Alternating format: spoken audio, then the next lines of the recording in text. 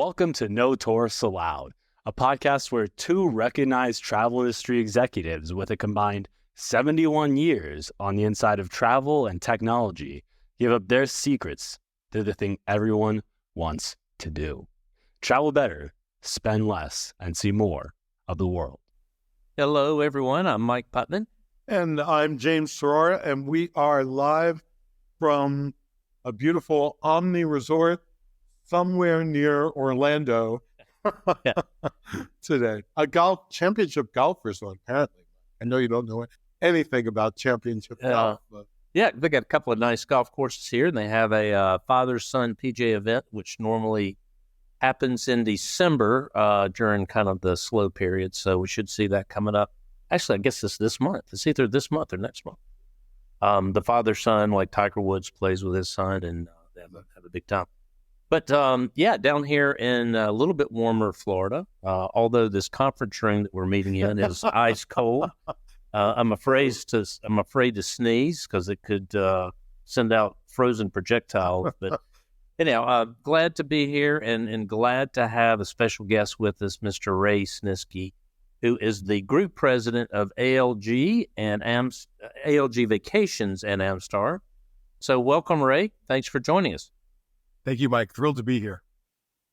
And Ray is an old friend, one of our most important partners at my company, and a very well-liked and respected man in the industry, Ray. So that's quite an accomplishment to have such an important position and still be liked.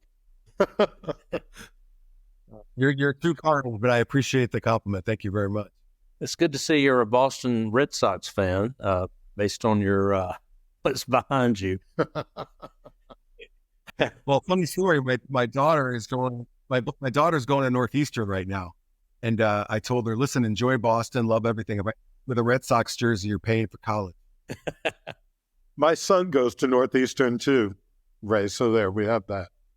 Well, world. Now I know I'm on the right track. Well, good. So, Ray, we like to start off the conversation with a few personal rapid-fire questions where we try to find out a little bit more about you as a traveler and your personal travels and corporate travel. So just the first thing that comes to mind, just real quickly, we'll run through a few questions. First of all, what is your favorite hotel brand or an individual property? Well, I could tell you that I love new, fancy, and innovative. And so it's the new Impression brand that's part of the Hyatt Inclusive Collection. These are a few resorts that have just kind of blown the doors off of the inclusive segment and would be rivaled any other resort in throughout Mexico and the Caribbean and other parts of the world. Just really, truly spectacular brand. Excellent. And then what is your favorite destination? You know, what a hard question for people like us that are travel lifers. I guess if I just had one day to spend somewhere, it probably would be Lake Como in Italy. That, the Swiss Alps overlooking it, and my wife and I, part of our honeymoon we spent there, and it's just a magical place. Beautiful choice. Be a long way to go for one day if that was just your one-day trip. Depends on how important it is. Yep, that's true, and how fast you can get there. If there was one trip that you've done in destination, and I'm thinking about a day trip or a day tour or possibly a shore excursion if you would have been on a cruise, does one come to mind, something that just stands head and shoulders above everything else? Another tough question when you travel as much as we all do, but I think the one that jumps out at me is I took a helicopter with my wife and at the time my 4-year-old son, and we landed in the Jurassic Park waterfall scene from the movie. And landed and went out there and took some pictures. And then we actually, on the Big Island, I had planned a day where we actually landed on maybe the infield of a baseball field on the cliff overlooking the ocean off of the Big Island. And I had set up, or someone had set up, champagne, a cheese board and everything. And so it was really spectacular. We landed in this little grass area, went overlooking the ocean and had a little champagne and cheese. I think I got credit for being romantic, but we had our 4-year-old with us, so it wasn't really the most romantic experience I've ever had. But those two probably jump out of the pack. Well, certainly adventurous. You'd be surprised how many times helicopters figure into the answer to this question. we get a lot of helicopters onto the glaciers in Alaska and stuff. So something about helicopters very memorable. I find them very memorable because I'm scared to death in them. They are the least aerodynamic vehicle possible. If something happens, you drop out of the sky like a rock. So that's why I find them memorable. Absolutely.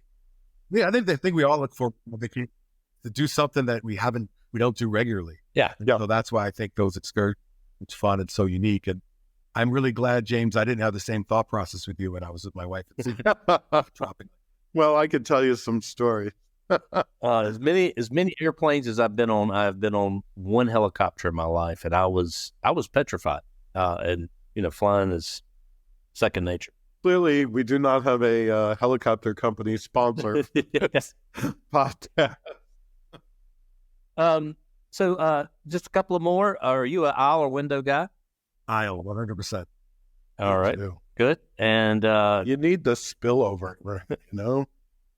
Right, exactly. how about carry-on or checked bag? Check bag when there's no other option available on the planet. Otherwise, everything's a carry. Good man there. Well, great. I'm going to keep it zipped because I have 3 bags over in the corner. Yeah, James just flew in today, and he's got quite a bit of. He has an entourage that has to help him with his luggage when he travels. Yeah. Well, great. Well, Leonard, can you just tell our listeners just a little bit about ALG and what the brand stands for and all the different products and areas that you cover? Sure. It's ALG Vacations, and we have 8 different vacation brands that all have different value propositions for the customer.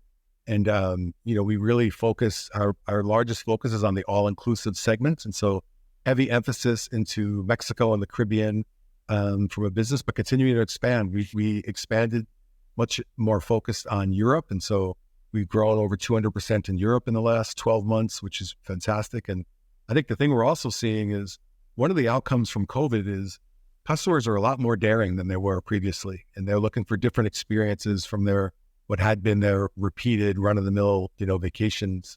And I think you're seeing things, for example, I just looked at a report about 2 months ago that showed we had 5,000 room nights at the Riu in Dubai with no marketing, no promotion, just people. I think people are looking at it and saying, look, I trust IntelliTravel. I trust ALG Vacations. I trust Riu or another hotel, partner. I don't mind going to a place that I'm not really familiar with because I feel like I'll be well taken care of. And so we're seeing business pop up in all parts of the world, and we're adjusting our product delivery accordingly. Beyond Europe and the Caribbean, are there other markets that your brand serve? Really everywhere around the world. We're real big drivers of business to Vegas. We're a preferred Disney company and driving business to those resorts as well as Universal Studios, but really all around the world. In addition to our brands that we own, we also manage the vacation programs for United Airlines and Southwest Airlines. So their entire route network is available. But we work with, probably over 100 or 200 different scheduled air carriers all around the world. So lots of options for customers. Ray, Apple Leisure Group Vacations, it's not a household name to consumers. And yet one of the largest leisure organizations in the world, maybe the largest. I don't know, I'll go out on a limb. I'll say that. You'll take me to school. But so why is it that our listeners, our customers, travelers are not so familiar with that name when you guys have such a profound place in the marketplace? Your brands, FunJet, Travel Impressions, Hyatt Inclusive Collection. Why don't they know who Apple is? Yeah, that's a great point. I guess it's somewhat analogous to General Motors and all their different car brands, in that our forward-facing brands are the vacation companies, and you space on some of them. In addition to United Vacations and Southwest Vacations, we have FunJet Vacations, Apple Vacations, Travel Impressions, and Blue Sky Tours, and all of those are bookable through IntelliTravel, and we have a preferred relationship with IntelliTravel, and so we continually work on enhancing those brands to make it easier for IntelliTravel to provide great experiences for their customers. So it's that you don't really sell directly to the public, right? You sell through partners like IntelliTravel or others, and I think that's our primary focus. Yeah, our primary focus is through things like IntelliTravels. When we're doing vacation brands for airlines and so forth, we have to have that's different. Yeah, options. So we do some consumer direct business, but our number one focus is being the engine behind really great travel advisors like yourself. Yeah, you're like the man behind the curtain. That's what I want our listeners to understand. This incredible reach and incredible expertise. We rely on it as travel professionals. We rely on the expertise of your amazing teams, and you don't always get the credit. So I like talking about it a little bit here. Tell us about the Hyatt relationship. That's a great question, and I think that we in the past have been a family-owned business, and then we merged. Two family-owned businesses merged together. The two largest tour operators or wholesalers in the United States merged together in 2018, and then we were owned by private equity for a few more years, and then our forever home was when Hyatt Corporation, Hyatt Hotels and Resorts, acquired us in November of 2021. And during that time period, it's really been a fantastic experience. If you were to look at kind of the DNA, everything from purpose and values and focal points, it was almost for two companies. If you'd taken the names off the top of the circles, it was almost the same exact blueprint. And so it really has been amazing. Led by Mark Hoplamazian, who's the CEO of Hyatt, came in with a mindset of respecting the business that we were doing, respecting our leadership and how we were conducting the business. And sometimes when people buy somebody, and sometimes it's subconscious, they just think, well, I must be smarter than you because I had the money to be able to acquire your company. And that's not always the case. And so Mark was very respectful on, you guys know about this business and he wants to learn and so forth, which is why we've been so purposeful in integrating into Hyatt and really making sure we're doing the right thing and we don't jeopardize the DNA that had been in place. And so it was a springboard for Hyatt to be the leader in the all-inclusive space.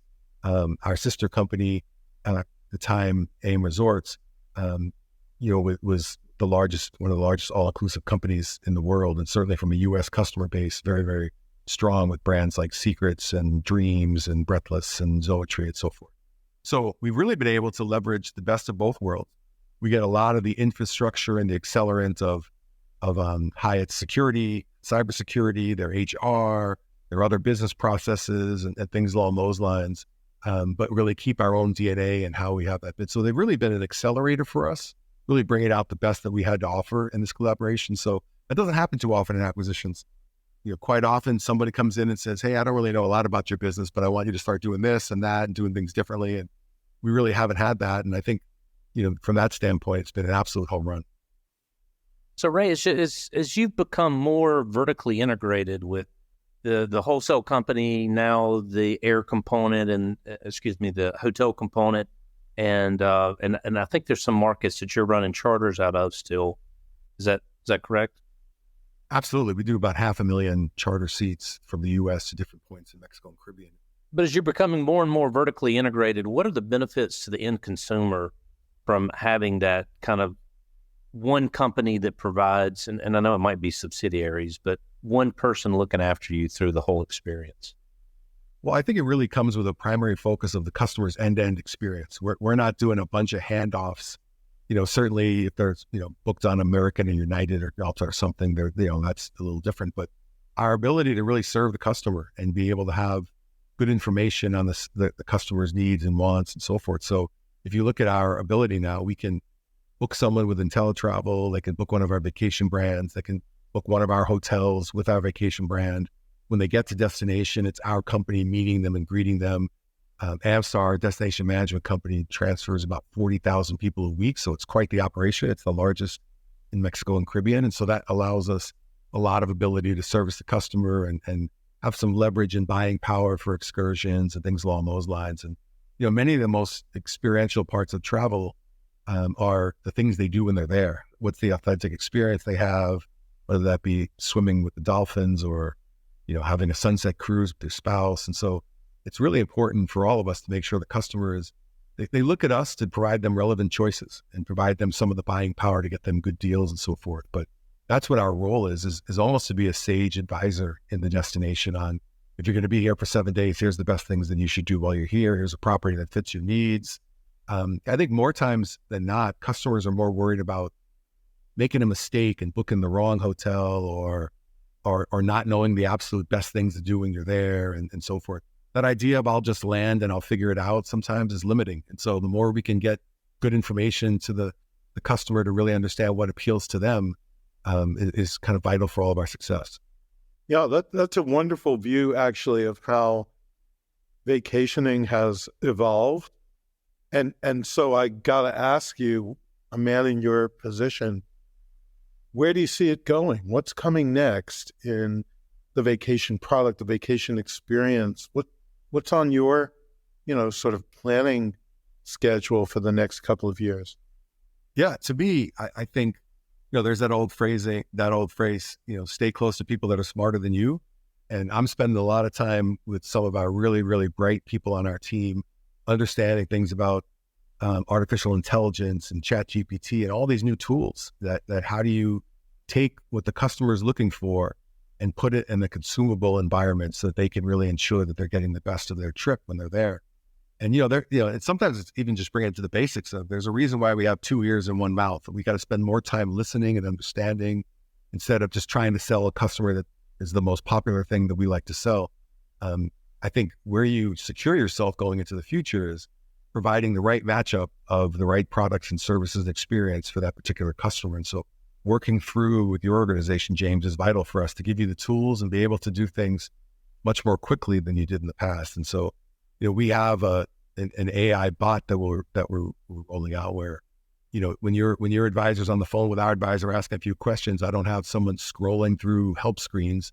They start typing in some of the information and all this stuff gets queued up. And so the ability to provide that experience and that knowledge and the right answers to the right questions as quickly as possible, building confidence with the customer, is a big focal point for us. That's really important and certainly makes a big difference in the customer experience. Ray, is there any undiscovered destinations or any new destinations you see opening up in the coming year or two? I think the amount of undiscovered destinations is getting smaller and smaller as years go by. But I'm excited about a relatively unknown destination. That's Tulum, south of Cancun, and really it's widely referred to as one of the more authentic Mexican experiences, and lots of great environments for the customer, lots of fun, day music and enjoyment and those kinds of things, and lots of unique, authentic shops and things. But it's a haul from the Cancun airport, so I'm thrilled that the new Tulum airport is opening up, and it actually is opening up in December. But we're excited that United, Delta, and American have all announced nonstop service that'll launch in March. And so we've already got a footprint at that hotel. Our Amstar business is there, and we'll have that as another option so that you'd be able to tackle that growing Riviera Maya from the south or from the north in Cancun. So I think that's going to open up a lot of experiences that some people just thought, gosh, I'm not sure I wanted to drive an hour and a half or 2 hours from the airport to get to that place. And so you'll be able to cover the fort will be surrounded with new ways to get there. And this is, great service in all the hubs of those major carriers. So I think a lot of opportunity to explore some places there, which is going to be fun. Really glad to hear you mention Tulum and the new airport. I think it's really important too. I was there earlier this year. There's a great archaeological site, Mayan archaeological site in Tulum to add to the experience. And it's just naturally very beautiful. No, I think when you look at that is, the Cancun airport is getting pretty saturated. And so, with that being the single point of entry for all these fantastic resorts that are continuing to be popping up, and the quality of these resorts, while remaining very authentic, is really what's impressed me most. It's got luxury plus authenticity. And when you can marry those two up, it really creates some memorable experiences for folks. Yeah, I agree. Great destination. So, Ray, when you travel personally, because you do travel so much like us, we're going to mine you for a minute on some tips for our listeners. Is there something you do that when you get in destination or at a new property or when you travel with your family, is there anything you do that helps you get a real authentic sense of place? Yeah, great question. And I do this in cities in the U.S. as well as international destinations. Is my insatiable, search for authenticity is I want to know, where do the locals go? Where's the place that's, renowned, locally and I have a couple of examples of that. So I'll go to, if I go to a restaurant, I'll go and ask all the waiters, if you can't include your restaurant, where would you go to have a meal? And I did that in the Little Italy section of the Bronx. And I grew up in the Bronx. I would think I would know. But the issue is, when I grew up in the Bronx, I didn't have any money to go to fancy places. So now that I have a couple of dollars in my pocket, but I would go, and I found this place, Roberto's, in the Little Italy section of the Bronx. And I bring 30 people to dinner the Friday after Thanksgiving every year. It's a new tradition for our family. Same thing when I was in Rome. I was asking some waiters, and they all talked about Ristorante Grano, this small place that only caters to locals. And listen, you're not staying in business in Rome if you're not catering to locals, if you're not fantastic. And it's a really unassuming place, but it's just absolutely fantastic. And I do that in most places. And I think that it goes with excursions. It goes with other things. Going to the concierge and getting through that initial, I only want to sell you what I make the most money on, and so forth. And sometimes a little tip can help as well. But what's your signature thing to do while you're in this city or in this town or so forth? If you had your family here, or you had your brother came for one day, what would you have him do? And you believe that once you get through that first little layer, they start pouring out information. And so it's worked out really well for me in my career. That's a great tip. Great tip. Just one last question, and we'll let you go, Ray. Is there anything that you do, any hack when you travel, things you might do on an airplane to get through the airport quicker, or to make your flight more enjoyable, or something you do at a hotel that most people might not think of? Well, I'm sure other people think of it, but I make myself completely independent on a flight. I've got noise canceling headphones. I've got downloaded the latest apps and those kinds of things, and so forth to make sure I'm able to do that. And then in hotel, it's kind of the example I just shared with you, is I want to capture, our time is limited. And so if I'm going to eat in the hotel restaurant, I want it to be their finest restaurant and then finest doesn't mean most expensive, but what's the one that everyone feels is so memorable? And so a little bit of planning the day I arrive kind of sets the tone for the rest of my trip. And because, what we're all, our biggest fear is, I'm going to be somewhere for 5 days. I'm not going to do the really cool thing. And so I really try to do everything I can. In most cases, you don't want to wait till you get there. You want to try and do some advanced planning. But when you get there and you can talk to the locals, it's always has an extra value. Excellent. Really good point. Well, Ray, thanks so much for spending the time with us today. It was great to learn more about you personally and ALG Vacations. And I'm sure our listeners have learned a lot. And we really appreciate your time. Thank you, Mike. I really appreciate the opportunity, and good to see you, my friend James. Yes, sir. I'll see you on Arthur Avenue in the Bronx. I'll be there. So Ray certainly knows his stuff, doesn't he, James? Yeah, really a privilege to have a man of his renown and his stature on our podcast. And I enjoyed talking to him. He's a nice guy, too. Yeah, very nice. Well, one thing we want to remind all of you listeners is to stay tuned throughout the end of the podcast, because today is the big day. We will be announcing the winner of the Virgin Voyage Cruise for Two. So that'll come a little bit later in the podcast. So stay tuned in case your name is called. Oh, it could be you. That's right. It could be you. You'll have 15 minutes to respond. No, just kidding.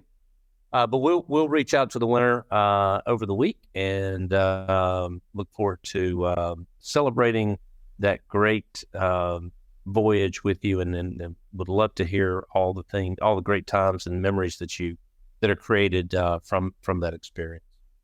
And speaking of cruise, James, you just came back from a cruise. I did. Well, the christening of a brand new cruise ship down in Miami, Norwegian Cruise Line's new Viva is the name of the ship. And I have to say, it was spectacular. Now, of course, the christening happened in Miami. So Norwegian decided to style a lot of it around the Latino culture and community in Miami. Also because ship is going to be home ported in San Juan, Puerto Rico. So, and doing the Southern Caribbean from there. So that's another reason. And also the new president of Norwegian Cruise Lines, David Herrera, is of Cuban background. So it all kind of came together. And the godfather of this ship is the pop star, Luis Fonsi. And a lot of people know Despacito. That was a big hit of his, but he's had many hits. He's an amazing performer. He did concerts on the ship after the christening, and we went on a short cruise to the Bahamas. There was also another Latina, young woman pop star. There was a well-known singer now from Puerto Rico. So the whole thing had a Latin flair to it, but it was a glittering event. Lots of VIPs from the travel industry. And then we got to spend 4 days on the ship eating at all there must be 30 restaurants on board, and all the bars and all the incredible entertainment. The Broadway musical Beetlejuice is performed on board. The full thing, they do it with all the sets, and it's just like going to Broadway. And there are all the crazy slides and the drop and all of those things. And you can probably guess I didn't do those because every time I look at one of those drop water slides, I think of Augustus Goop in the original Willy Wonka movie where he gets stuck in the tube. That would be me. So I don't do those, but I do the go-kart racing. So at the top of this ship, they have a 2-deck go-kart race with these very powerful go-karts. No joke, these karts. And you go out over the edge of the ship a little bit, and you race around on the track. Really, really fun. And this is the Prima class of ships, which started with the Prima, which was launched last year, now the Viva, and there'll be several more of them. And I must say, this is really like the best food at sea is on Norwegian now. And I stayed in the ship within a ship concept on board, which is called the Haven. So you have private restaurant, private pool, butlers, and concierges. It really is the way to go. Yeah, that sounds really nice. But also, I remember, so James called me while he was waiting to get on the ship, and he was telling me about VIP this and the Haven and all this. and I said, well, what do you, if you're a VIP, what are you doing, waiting in line? He didn't have a good answer for that one. No, to be fair to Norwegian, I waited 5 minutes, I think. And they even gave me a private cabana on the private islands, an air-conditioned cabana with beautiful food and drinks. And there's a Moet bar, a champagne bar there in the private area of the private island. I mean, really very splashy. And they've done a great job. I mean, kudos to Norwegian. This is an important new ship. And if you want to cruise the Caribbean and have a premium experience for not necessarily a premium price, I would certainly look into Norwegian Viva. So that's where I was, Mike, and we're traveling on to Cancun together later in the week. But you've been following some travel industry news, I understand. Yeah, quite a bit. And there was something that really came onto my radar screen this week. And it's something that's not necessarily new, but this is a strategy that is, it was at least new to me and something that I tried over the last couple of weeks. And that is now for your flights, if you want to make a change, you can do so with a lot of the domestic carriers in-app. So the apps make it very easy. If you don't buy that lowest bucket fare, you don't have to buy a premium fare, but just not what American calls basic economy, and I think other airlines use similar terms, that gives you the ability to make some changes. So not the full coach fare, but just not the bottom bucket fare. So here's the strategy is once you make your booking, whether you make it through a travel agent or you make it directly with the airline, What you do is you go on to Google, Google Flights, and you do a search, and you can narrow down your search so that you're searching for those exact same flights, right? So you book your ticket through whatever means you want, and then you go to Google Flights, and you do a search, find those same flights, and then you say, of course, you don't want to buy the ticket again. You say, I want a price alert. And so you set up for a price alert, and then what happens is Google will monitor those flights for you. And anytime the price goes down, they will send you an email or a text, whatever you designate. Then you can go back on the American app, the Delta app, or the United app, whichever app it is, and you can say, I want to change my flight. And then you can change your flight to the same departure or the same flights that take advantage of that saving. So, as an example, I had a flight going to Cancun, and I actually wanted to make a change because I wanted to fly out a day earlier, and I made the change and my price went down.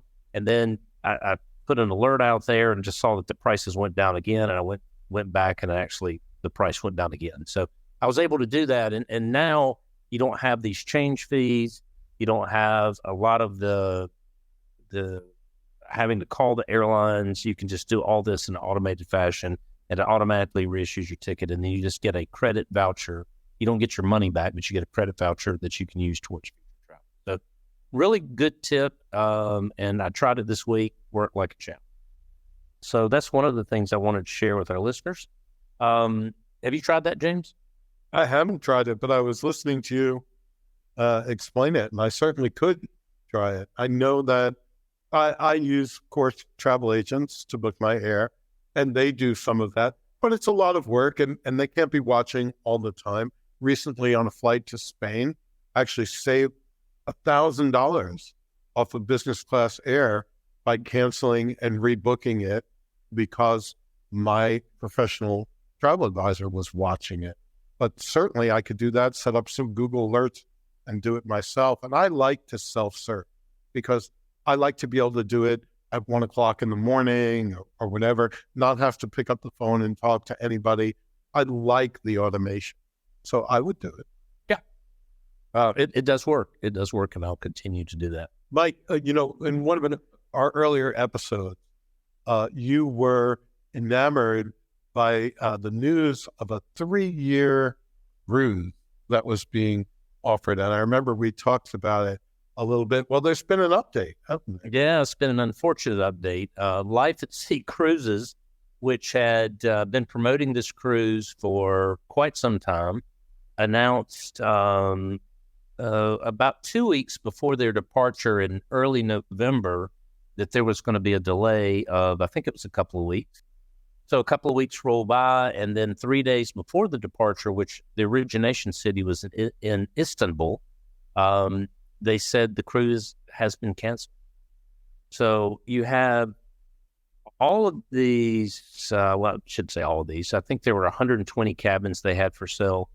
And a lot of these folks had sold their homes. They had, made arrangements to be away for 3 years. Yeah, done all these things. And many of them were actually in Istanbul waiting for the ship to leave.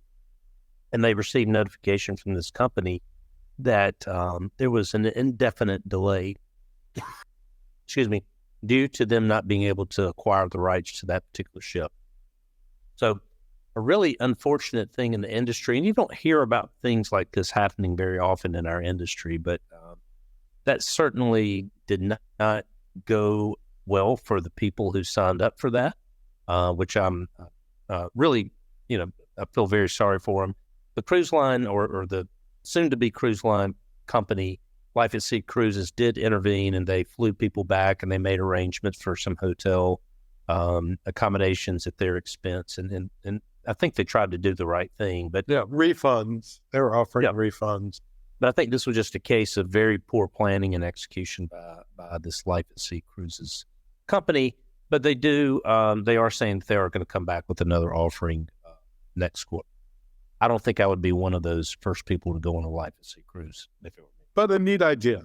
Yeah. Definitely a neat idea. And there's several other companies that are doing it or that have plans to do it. And there are the Resident Sea, which has actual cabins staterooms that you actually purchase, and you actually own a piece of the ship.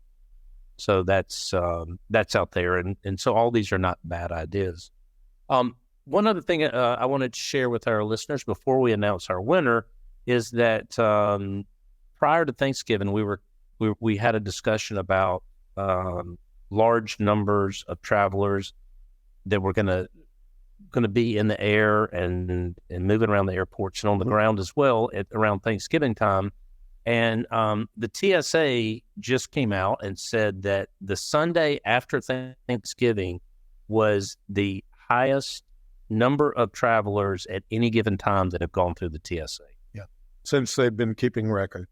Yeah. Now, the Sunday after Thanksgiving normally is the busiest travel day of the year, but this has broken all previous records. So if anyone's out there still talking about comparisons to 2019, we're talking about the pandemic, cut it out already. So yeah, that conversation is over. We've wiped every record.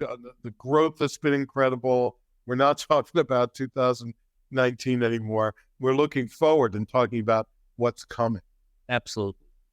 And speaking of what's coming, we've got a giveaway. Somebody out there is going to be very excited. Now, I was a little overwhelmed to hear how many entries we had, and like 38,000 entries in our Virgin Voyages Cruise for Two giveaway. Now, I'm not blaming you. Everyone should have entered, but I just didn't realize so many of you were paying attention. Yeah, it was a great turnout, and we just learned from our executive producer Nathaniel, who does a great job for us, by the way. But don't mention him enough. But great job arranging for lots of things and allowing James and I just to sneak in, do our bit, and get out. He takes care of all the details. But before we give this away, I do want to say really heartfelt thanks to our very close partners, Virgin Voyages, for helping us donate this trip that we're able to give away. So big thanks to those guys. What a tremendous product. It is a unique product. And I just had some friends come back last month, and they said this was the best trip they've ever taken in their life. So and we do really well. Our customers are very happy. Our travelers very happy on Virgin Voyages. They have a huge repeat business percentage because it's such a great experience. And we're going to ask the person who wins. It'll be totally optional, but we're going to ask them if they'll come back after their cruise and just spend a few minutes with us and tell us. Yeah, right. Share their experience. Okay, it's drum roll. Without further ado, the grand winner of the Virgin Voyage giveaway is Mr. Robert Gibson. Hopefully you're listening, Robert. And otherwise, we'll be sending you a notification via email. Oh, I thought you were going to say, otherwise, we're going to give it to someone else. Yeah, give it to the next person. But you have won a beautiful 7-day cruise for two. The cruise just has to take place between now and the end of June. And it's good for any 7-day cruise. And it's for a balcony cabin. They call it something special. I don't have it in front of me. But it's not like the inside El Cheapo cabin. This is, you're going to go in luxury. So congratulations. But our producer, Nathaniel, will be in touch. You've given us your contact information. And should we not be able to reach Robert, or he's unable to go, then we might be back here next episode. That's right. Away again. That's right. So, no, well, I have something great. Look, it's a season of thanks. We've just passed Thanksgiving. So we're very thankful for you, all of our listeners. Thank you for participating in this. It's a wonderful way to mark the holiday season, to be able to give away this cruise. And then once we cross over into the beginning of January for next year, we'll have something else. Yeah, wonderful to give away. Could be. So please share No Tourists Allowed to your friends and family. Have them download the podcast. The more listeners we have, the more prizes we have. So there's a little bit. So thanks again for listening. I hope you have a wonderful week, and we look forward to speaking to you again next week. Yeah, Mike and I on our way to Cancun, and maybe we'll talk to you from there. Absolutely. Thanks for being with us, everyone. Bye-bye.